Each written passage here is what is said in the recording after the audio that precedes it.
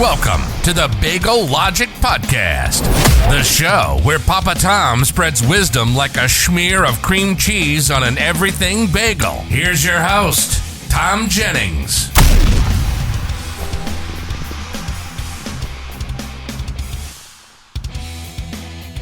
Hello, everyone. Welcome to the Bagel Logic Podcast. And as mentioned in the introduction, I am your host, Tom Jennings. As always, I want to thank all of my listeners. If this is your first time listening, thank you very much for joining me. Please think about going back in the archives and listening to some of the older episodes. When it comes to picking topics, it's always difficult. I get personal topics, things that are easy to talk about. And I don't necessarily shy away from controversy, as will be the case today. I'm going to be talking about abortion. And I think there's so many issues out there today that people they're afraid to talk about with people that have a differing viewpoint. And I say that they're afraid to talk about certain issues with people that have a differing viewpoint because there's many people that love to talk to people that have the exact same viewpoint that they have on controversial issues. And I think the big ones, of course, abortion is a big one, and it's timely because it's in the news with the Supreme Court potential decision coming up the road. And who knows? This is being recorded in May of 2022, so maybe a couple months down the road, we could have a clearer vision or clearer idea of what's going to happen with, Roe versus Wade. And but the big issues, you have gun control, abortion. I suppose those are the big two. There's the other ones that kind of pop up every now and then, but man, those are the ones where it's like watching a Super Bowl game. You got to pick which team, and you got to stick with that team no matter what, no matter whether they're winning or losing or right or wrong. So I'm not really going to spend a lot of time talking about it in terms of abortion. Like, I'm not going to say anything's going to change anybody's mind. I don't think. I really just wanted to offer a perspective, maybe some things to think about. And who knows? Maybe there is some hope that these are the types of issues that we can discuss and not have people automatically jump to conclusions. So, for example, in my case, being a man, there would be some people, at least I think there would be some people that may say, well, you're not qualified to talk about abortion because you're a man. I was looking in social media today, and I think the post said something, if you don't have a fetus, then shut the F up or something along those lines. And that'll kind of be part of what I'll be talking about today. And really just to me, it's an evolution of my opinion on it as I've seen it progress over the years. Now, Roe v. Wade was decided in 1973. Was it 73 or 72? Either way, I was fairly young. So really, at age 55 years old, Roe v. Wade has been the law of the land for as long as I can remember. And it's been the standard, and I know it's been tested in the Supreme Court and all those types of things. But for as long as there's not a time that I can remember where abortion on demand, I guess is the terminology they use for it, was illegal. So, and it's now in my case, it was still a fairly young law when it was something that kind of came on my radar. And as I've mentioned on previous episodes, I went to what's called an alternative high school in Rochester, New York. It's called School Without Walls. And it's when I woke up this morning and saw Good Morning America, and they were mentioning, the whole leaking of the Supreme Court decision and things like that, I immediately was propelled back to that first time that I was at School Without Walls. And one of the things that was very unique about that school is that they did confront a lot of these, sort of timely political issues, and they confronted them head on. And abortion was one of those big deals. I had a teacher, her name was Val McPherson, and at School Without Walls, we could call our teachers by their first name, so I remember her as Val. And it's tough because it's so hard to pin labels on people now without offending somebody. And I'm not trying to offend anybody. I did like the term that people used to use back then to be like a women's liber. you know. And so I guess that was kind of the apt description of Val back in 1981, 1982, around the time that I think these conversations took place. But at 13, 14 years old, I mean, you think, what really is abortion even going to be on your radar at that point? And I mean, it is, because a lot of people, I don't know what the case is today, just because I'm old, I'm 55 years old, but I don't know if how young people are when they become sexually active. Back then, I was like, when I was 13 or 14, I remember a lot of my male friends were telling me that they were sexually active. It was kind of a thing. There was a part of me that thought, man, I must be really behind. But I also, being raised Catholic, and I say this not being like it's weird because I say that a lot when I discuss certain topics, even with friends and family members, that Catholic upbringing definitely made an impression on me. And it's not like I went to a Catholic school. I mean, we really didn't attend church regularly, but it was still kind of part of our family identity. So what we lacked in like formal Catholic education, we still had certain viewpoints that were given to us or from our parents, I mean, which isn't untypical. I think a lot of people, you pick up your parents' political ideology on some level, or you literally go in the opposite direction. But either way, it somehow influences you, whatever political ideology or religion or culture that you grow up in. It goes back to the whole nature versus nurture type thing. So my initial views on abortion were really kind of influenced and molded by that Catholic ideology, my Catholic friends and being around the Catholic Church. And I mean, it was wrong. And that's what you thought. I mean, it really, and if you think about it, if you're like a young man of, 11, 12 years old is when we started talking about it, which, you look at the news today where people talk, we can't do critical race theory too young, or we can't talk about gender identity too young. But we were definitely talking about abortion at a very young age. I remember that distinctly. And, it was really presented in like, hey, this woman's got a baby in her stomach and they just rip it out and kill it. And I mean, how do you get on the side of that? I mean, how do you go, well, hey, that sounds like a fantastic idea. It just sounds like murder. Why would somebody want to rip a baby out of a woman and kill them? And this is, you figure the early 80s, less than 10 years, as I recall, there really weren't these defined sides per se. So whereas now, I kind of remember the terms pro-choice and pro-life evolving, because it used to be you're either pro-abortion or anti-abortion. It was just that cut and dried. It's like, I'm on team A, which is pro-abortion. I'm on team B, which is anti-abortion. Now that's it. And, as I think that they tried to frame the argument to appeal towards the middle, then those names changed. So, for instance, pro-choice. If you think about it, we'll go back to the scenario when we talk about with abortion. Okay. So here's the idea, young man. A woman has a baby in her stomach and she doesn't want it anymore, so they just take it out of it. And so, well, what happens to the baby? Well, the baby dies. Oh, that's horrible. So I don't want to kill babies. That would be horrible.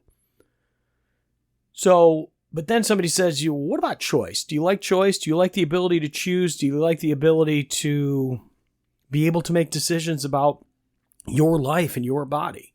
Well, sure. Why? Absolutely. Who wouldn't be pro-choice? So I think in using the term pro-choice, it makes the whole, it frames the argument in a way that's a little bit more palatable. Instead of it being, hey, I'm all for women getting abortions. And I've had this argument with many of my friends. I don't think there's anybody that's actually pro-abortion. Nobody's like, hey, man, let's we should just use abortions as a form of birth control.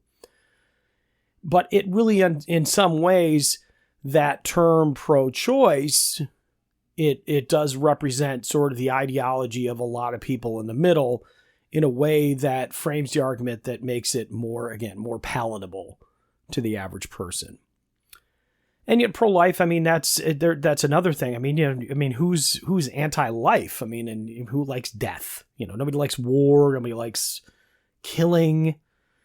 Some people don't like even killing animals. So pro-life is another one. You frame it in a way that just makes sense. Do you like babies? Do you think babies are cute? Do you think babies are wonderful? Of course I do. So then you must be pro-life. But when I was 12, 13 years old, it really, as I said, it wasn't quite, they didn't really frame the arguments that way. So it was much, I guess in some ways it was less of a philosophical debate and more of a pick a side, pick A, pick B. And I remember I was in class and Val was teaching and we were discussing, we love to discuss political issues of the day. This is the Reagan era, and this school, was very, left-leaning, which in retrospect is interesting because a lot of the people that I grew up with that kind of influenced my progressive ideology in terms of politics have grown up to be very staunch conservatives, very right-wing. So even in high school, they would be considered very liberal. And as they've gone into adulthood, I've seen more than I would have expected that have evolved into this really hardcore, what I guess we would call hardcore right-wing ideology. A full 180 from the type of person that I knew back then in high school. But so we were having this debate, and I think, again, they're going on memory here, and we're talking, oh my gosh, over 40 years ago now. But we were having this debate on abortion, and like any great teacher, they go, okay, let's all raise our hands. After all this discussion. And what had happened is we brought a person in from Planned Parenthood, and the Planned Parenthood speaker was there, and they did this whole presentation on abortion and, what it is and how to get birth control and all these things. And then it got into the whole idea of women having a right to choose, what to do with their own bodies. All these types of things were brought up.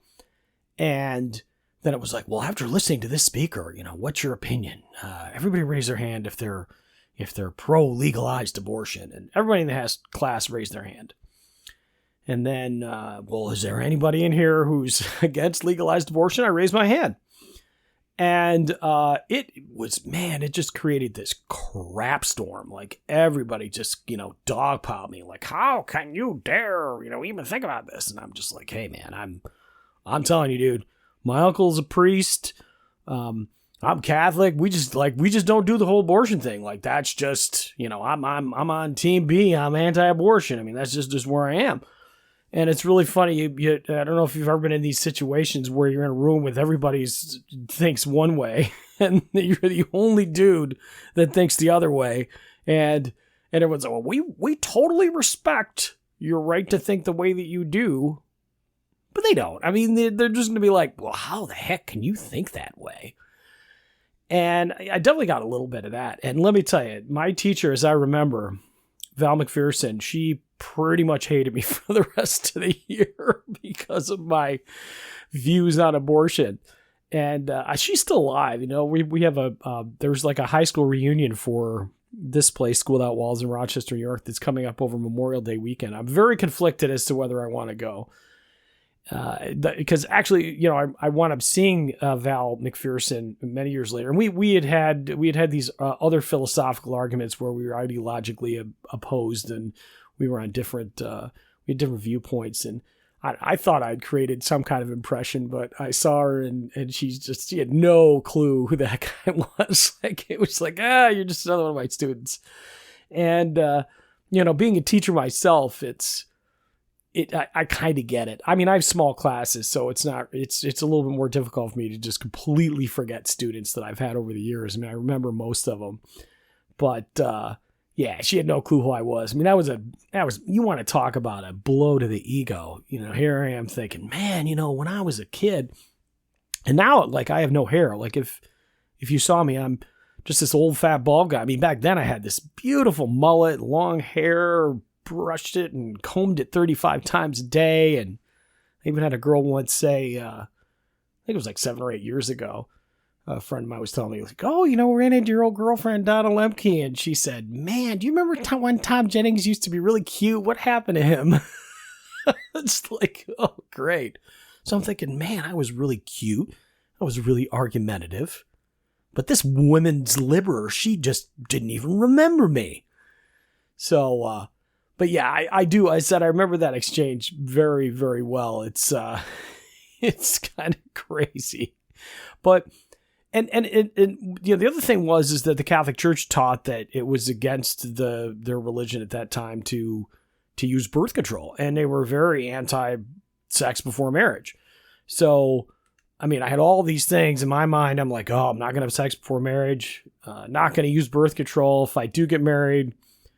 And I'm sure as heck not going to kill any babies. This was young Tom. This was 13, 14-year-old mullet Tom.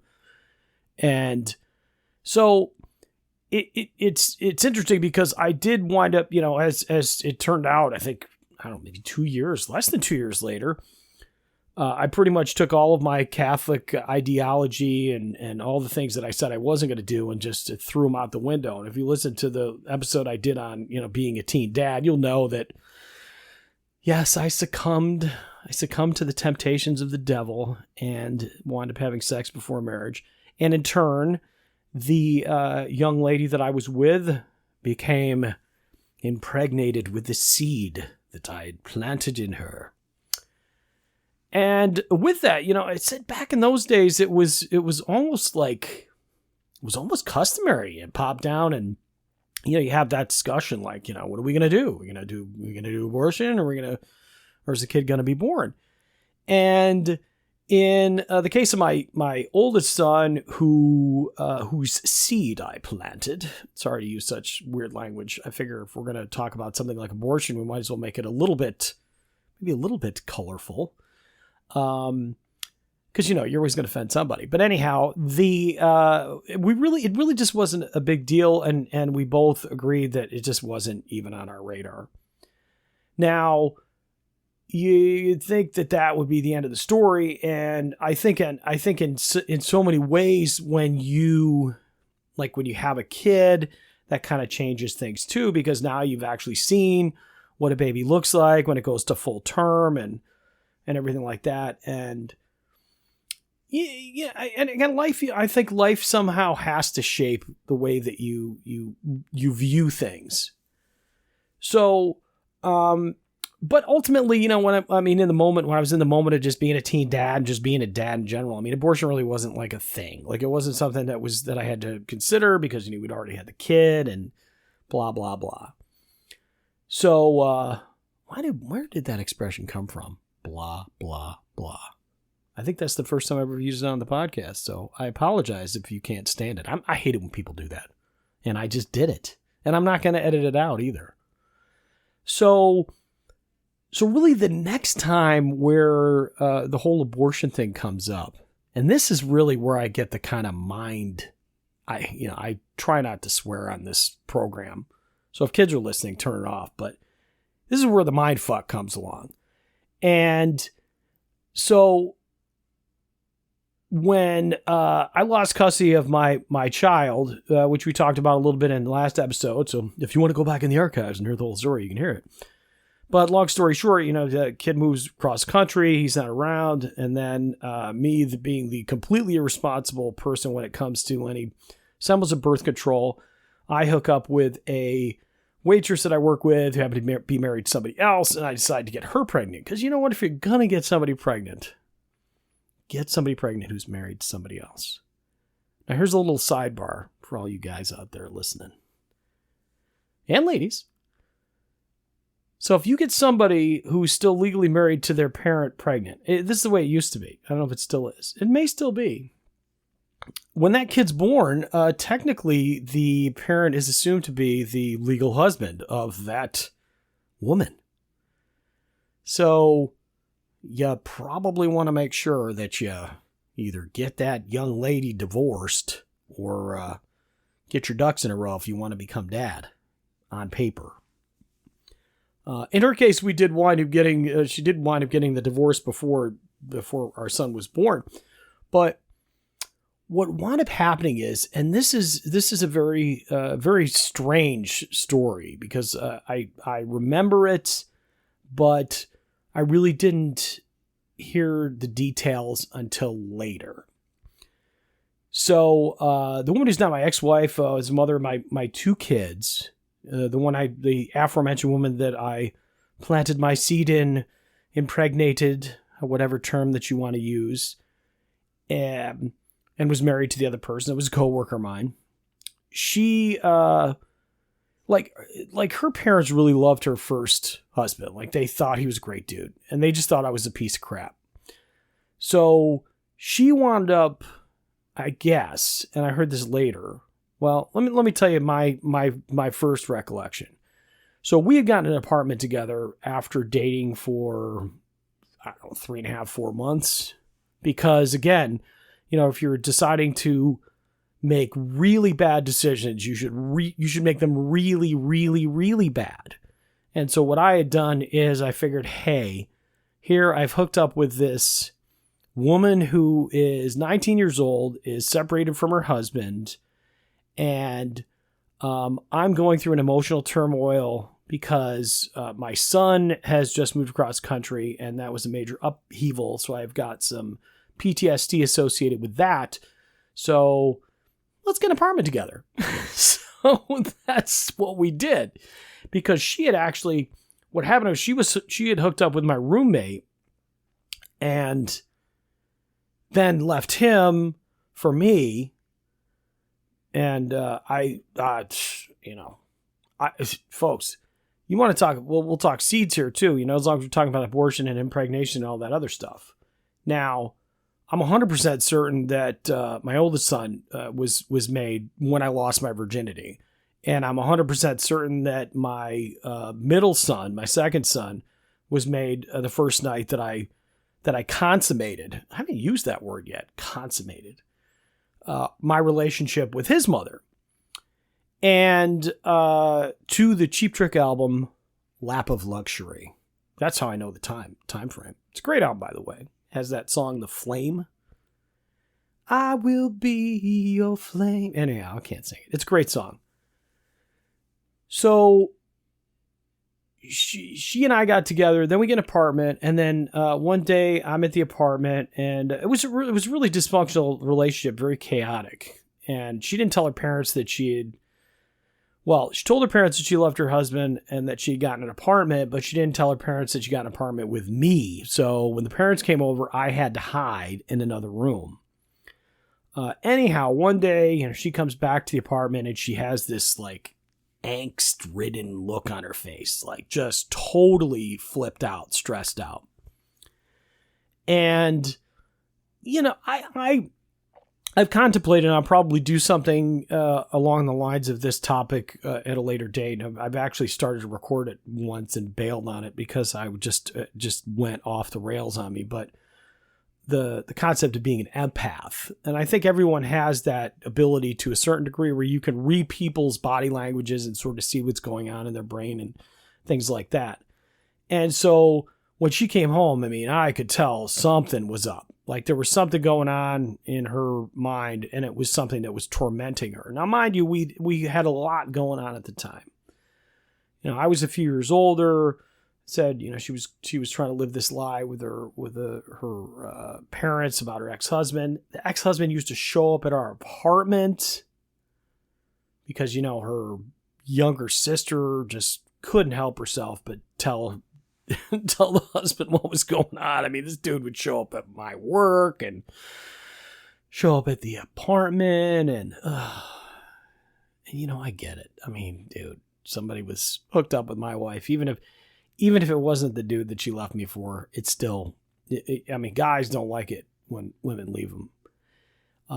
I don't think women like it when women leave them, or guys like them when guys, but you know how it is, man. If you're on the wrong side of a relationship that's coming to an end, it'll make you do things that you wouldn't necessarily do. Anyhow, this day she came home, she looked particularly pained. I didn't know what the heck was going on. And so she went into the bathroom and then left the bathroom and told me to go into the bathroom. It's like, go into the bathroom. So I go into the bathroom and there's a little stick or something sitting at the top of the toilet. And I look at it, I don't know what the heck this thing is. So I bring it out and I go, what is it? She goes, well, that's a pregnancy test. I'm like, well, I don't know what the codes are, or I don't know what the heck they mean. And she's like, well, I'm pregnant. I'm like, oh, well, one of the things you never want to ask, but you still should ask it. Is it mine? I mean, it couldn't possibly be somebody else's. I mean, you were with my roommate right before me, and of course you were married before that. And then there was another dude in between him, but no, it's definitely mine. It's funny because I didn't ask that. It's probably not a great question to ask. Is it mine? Anyhow. Who knows? Maybe I did. I mean, so many years ago, but I probably would still have the sting on the side of my face. It's like the slap. It's like, hey, honey, is that my kid? Yeah. But so there's that moment where she literally wouldn't even look in my eyes. I'm like, wow, you're pregnant. Oh, what's that? What does that mean? And she just basically said to me, I don't know if I'm ready to be a mother. Like she was 19 years old. I think I was 21, 22. And it was like, we really hadn't been together very long. So I just said, look, I've always wanted to be a dad, and I was a dad, and I was really glad that I was a dad, and I really missed that. And so whatever I have to do to facilitate you feeling comfortable enough to have this baby and bring this baby to full term, I'll do it. I made that promise. And I think that's where the foundation of our relationship was utter garbage, because at that point, it didn't even become about our commitment to each other. It really became more my commitment to the kids, which we wound up having another one 5 years later, and less about the commitment to the relationship itself, which was doomed from once that Cheap Trick album finished. It just never got any better. But so I find out later, and I found out from her and from somebody else, because when I first heard the story, honestly, I didn't believe it. I thought it was garbage, but that she had gone to an abortion provider, Planned Parenthood. And we worked with this guy named Jerry, and Jerry was a restaurant manager at a place we worked at. Just creepiest dude. I mean, I still remember he had this really white skin, and he was bald. It's funny. I look back now, I'm like, man, look at that old, ugly, bald guy. I'm like, crap, I'm that old, ugly, bald guy now. What happened? But I did. I judged him. I judged him for his baldness. But he was an older dude. He was definitely like a creeper. I mean, he used to hit on all the young waitresses, and he took kind of a weird liking towards my ex, and so he, for whatever reason, I don't know if he convinced her, or I think he might have convinced her. He decided to take her down to Planned Parenthood to get an abortion, and they had the conversation like, it's probably not a good idea to have a kid at your age. You're married to another dude. Now you're with this guy. This guy's kind of a loser. He's a high school dropout. I was a high school dropout, but I had a great mullet. Okay. But he might have said something along the lines of, you can't count on that mullet being there for the rest of his life. He's going to be a creepy old bald guy like me someday. So she goes down to Planned Parenthood, and there's a bunch of abortion protesters, and she gets freaked out and then decides to come back. And that's the day she does the whole pregnancy test thing, because she'd already had a pregnancy test at that point, already knew that she was pregnant, but sort of staged the pregnancy test thing for me to find so that we could, eventually have a conversation and all that other stuff. So when I first found this story out, I was really like, it kind of goes back to that things that I said at the beginning in terms of abortion. It's like, well, what do you know about abortion? You don't have a fetus. Well, here's a situation that would have directly impacted me. And yet ultimately while I wound up becoming part of the decision process, it really wasn't in my hands. And, like, I don't know, like, if I don't know where I would have been emotionally if I had known that she had successfully received an abortion services that day. I don't know. And I say that because it's like, you can always take scenarios and say, well, if this didn't happen, then this didn't happen, then this didn't happen, blah, blah. Oh, I said blah, blah, blah again. Slap, stop. So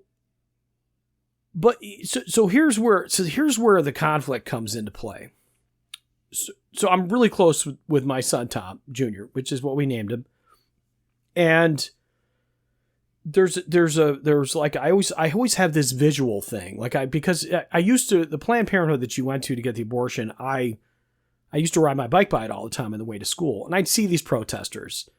And frankly, I wasn't like, I know sometimes people see protesters and think, oh, what a bunch of nuts, There's a part of me that always appreciates somebody that's passionate about an issue.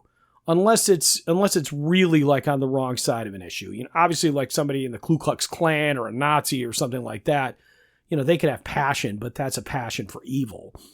But when you get to these issues that are very nuanced, like pro-choice, pro-life, whatever. And again, remember that this is the early 80s, so we're not talking about the complete polarization that we have today. So it was kind of like, and I think too, like back then, the pro-lifers tended to be less militant because that movement did wind up becoming very militant. But in the early days, the approach was more like motherly, and they would present things in a way that, maybe played on your emotions and it wasn't, like, you're killing a baby. It's more like, hey, what can we do to get you through this and help you make this decision and help you make the decision to have the child. Now, again, my ex, I don't know the extent of her interaction with the protesters, but whatever the case, they prevented that abortion from happening. So it's like, so now I think, when it comes to my views on, am I pro-life? Am I pro-choice? It gets really cloudy. And it also was kind of, I'll tell you, the other thing that has always messed with my brain in terms of abortion is that as a guy, it really is, you really are taken out of the equation, regardless of the potential impact on your life. So, I plant the seed in a couple of women, and, I'm expected to be responsible for those kids financially on some level, maybe emotionally on another. And another guy could engage in the same type of irresponsible lack of birth control that I did, and his paramour, if I'm using that correctly. I like that term, paramour. I think you got to be married to be a paramour. His woman, that sounds like possessive, so that's not good. His lover. Okay. So another guy's lover could become pregnant and abort it. I don't know, 2, 3, 4 of them if you want, and there's literally no consequences to them. So there's always that. And, we live in the United States, which means we're always big on fairness, Well, gosh, it's not fair if you get your student loans forgiven and when I paid mine, Well, gosh, it's not fair that you get your baby aborted and you don't have to pay child support, and I do. So, it's that kind of weird thinking. And those are the thoughts that popped into my head. I'm not saying they're right, they're wrong. I'm just saying what they are. So, so there's like a part of me that's always been like, yeah, like I get it. And maybe there's a part of me that owes a debt of gratitude towards the pro-life movement. But, as I've gotten older, I think the part of that scenario that has been, that kind of changed my thinking was, and I don't know how to put this diplomatically, so I won't. I mean, my ex-wife, the father of my child, I mean, I do not like her. I mean, I still, we had a horrible history together, and, she's not a person that I respect or anything. I mean, I'm not a fan, for lack of a better term. So it's not that, it's like, well, it is that. So think about it. Now, I'm not a fan. I don't really like her. I mean, I hate to use the word hate, but if it doesn't border on hate, it is hate. And yet I sympathize with the agonizing decision that she had to make with regard to keeping our child. I mean, I can't imagine. I can't imagine. It's got to be agonizing. And so if I can have sympathy for her, how can I not have sympathy for another woman that has to make that same type of decision? So it puts me in it puts me in that kind of gray area. And it goes back to the whole sales pitch of, which side are you on? Pro-life, pro-choice. And a lot of times I've always tried to sort of hedge my bets when it comes to the issue of abortion. And it's never a good place to be, because there's always going to be people that are going to call you out either way. As I said, they're going to make you make those choices. And I mean, if you think about it, if, I'm at about 36 minutes into this podcast, according to my timer here. And if there's been anybody that's listened to, let's say 25, 30% of the things that I've said, I mean, they may have already shut this thing off and said, the heck with it. I ain't going to listen to the rest of what this guy has to say, because he's clearly, one side or the other. I mean, up to this point, I would say that I've probably sounded far more pro-life than I do pro-choice.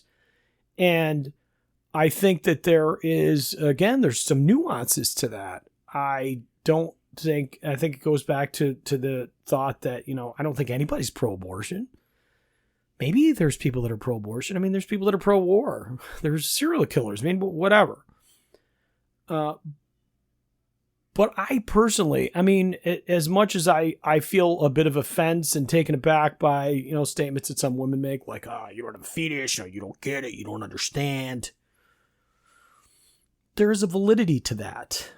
And I think that in terms of the legal ramifications of Roe v. Wade, if it is overturned or anything like that, it's really not going to change anything other than limit access to abortion to people that have money. People that have money, it's not going to change anything for them at all. I mean, if you got money, you can do a lot of things. I mean, when marijuana was illegal, people with money could smoke marijuana without a problem. It just wasn't a big deal. Now it's decriminalized, so everybody can not worry necessarily about going to jail for smoking weed. So I guess my concern would be is that I just don't, I think, again, my personal opinions, am I pro-life? Am I pro-choice? I guess I lean pro-choice. I don't think, I don't know. I more or less lean to, holy crap, man. There's some days I'm happy I'm not a woman, because I don't ever have to make that decision. And I'm well past the age where I really have to deal with this anyway. That's the other thing. At this stage of my life, it's like, that is another part of the equation, because it's like, unless I do something really, really, really irresponsible and impregnate somebody, or somebody comes and steals my sperm in the middle of the night. I mean, it's really not an issue I personally have to deal with. But instead, a lot of it just goes back to that whole, like, trying to crawl into the head of women that do have to deal with this. And also, working in special education and working with children that have been neglected and abused. It's like, my God, man, why can't we focus our energy on those kids with the same passion and vigor that we do this abortion debate? Why can't we do both? Why can't people be as Why can't people be as passionate about worrying about a 14 or 15-year-old kid that like doesn't have a parent that is worth a crap in their life? I think those are the things that really, really weigh on my mind. And you could say, well, that's not really directly related to abortion, but in some ways it is. And that's not to say that, like, oh, yeah, well, I mean, at least the kids can be aborted. They won't have to grow up in a house where they're neglected. I think that's kind of an irresponsible viewpoint as well. It's a little narrow-minded. But I think if you are going to say, you're pro-life, that you gotta be pro the lives that are out there. And then also, when it comes to being pro-choice, I think that there needs to be more of a balance in terms of, what if people do make the choice to keep their child? Because I feel like on some level, pro-choice means pro-abortion. It's not like, pro-choice means that we'll respect either choice. The sides have become so polarized now that pro-choice doesn't mean, I have the option to get an abortion, but if I choose not to, then that's okay too.